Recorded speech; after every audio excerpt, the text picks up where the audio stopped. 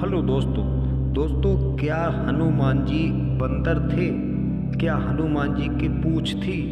दोस्तों, आपने हनुमान जी के बहुत से ऐसे चित्र देखे होंगे जिसमें महाबली हनुमान जी की पूंछ को दर्शाया गया है, यानी पूंछ को दिखाया गया है।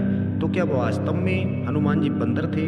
तो दोस्तों, आपको बता दें, भगवान राम जी एवं उनके परम भक्त महाशक्तिशाली हनुमान जी के बारे में पूर्ण जानकारी वाल्मीकि रामायण एवं तुलसीकृत रामचरितमानस में ही मिल सकती है।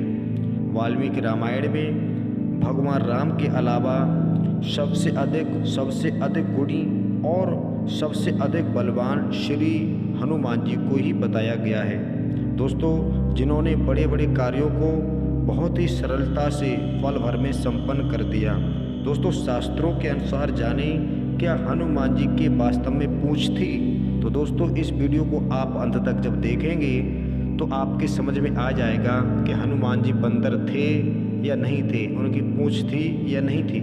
जब भी हनुमान जी का आप चित्र देखते हैं तो उसमें वे एक बंदर के रूप में दिखाई देते हैं, जिनकी एक पूंछ भी है। उनके चित्र को देखकर हर व्यक्ति के मन में अनेक प्रश्न भी उठते हैं, जैसे क्या हनुमान जी वास्तव में बंदर थे? क्या वाकई में हनुमान जी की पूंछ लगी हुई थी?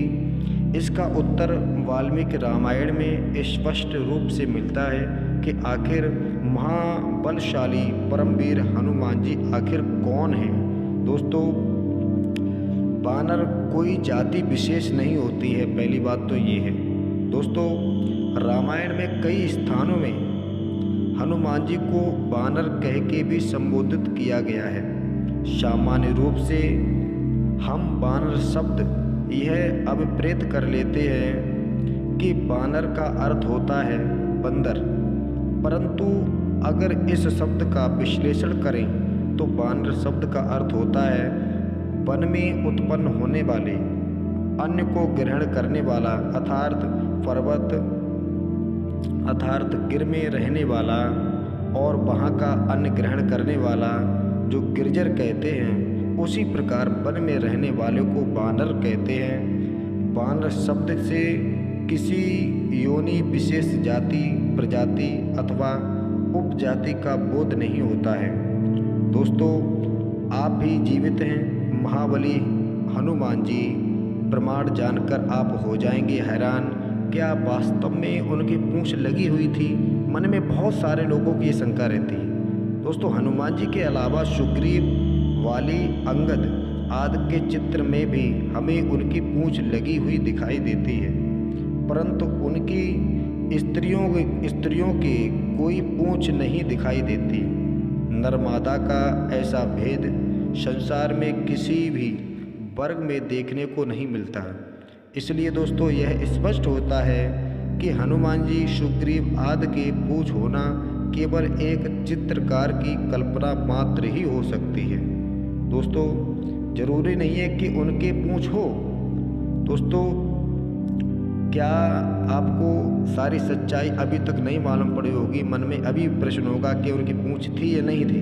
दोस्तों, सुंदरकांड में एक स्थान पर वर्णन आता है कि जब हनुमान जी अशोक वाटिका में राक्षसियों से बीच बैठी हुई घिरी हुई माता सीता को अपना परिचय देने के लिए पहले ये सोचते हैं, यदि द्विजाति, दोस्तों द्विजाति मतलब ब्राह्मण, क्षत्रिय, वैश्य, द्विजाति के समान परमार्जित संस्कृत भाषा का प्रयोग करूंगा, हनुमान जी सोच रहे हैं, तो सीता मुझे रावण समझकर भय से संतप्त हो जाएगी। मेरे इस वनवासी रूप को देखकर तथा नागरिक संस्कृति को सुनकर पहले ही राक्षसों से डरी हुई यह सीता और भयभीत हो जाएगी। मुझको कामरूपी और रावण समझकर भयातुर विशालाक्षी सीता कोलाहल आरंभ कर देगी, कोलाहल मचाने लगेगी। इसलिए मैं सामान्य नागरिक के समान परमार्जित भाषा का प्रयोग करूंगा। दोस्तों, इस प्रमाणों से यह सिद्ध होता है कि हनुमान जी चारों वेद, व्याकरण और संस्कृत सहित अनेक भाषाओं के ज्ञाता भी थे। दोस्तों, वाल्मीकि रामायण में हनुमान जी के अलावा बाली चित्र बाली पुत्र अंगद को भी अंगाष्ट बुद्धि से संपन्न 4 प्रकार के बल से युक्त और राजनीति की 14 गुणों से युक्त बताया गया है। इससे दोस्तों यह सिद्ध होता है कि कोई इतने गुणों से सुशोभित बंदर कैसे हो सकता है।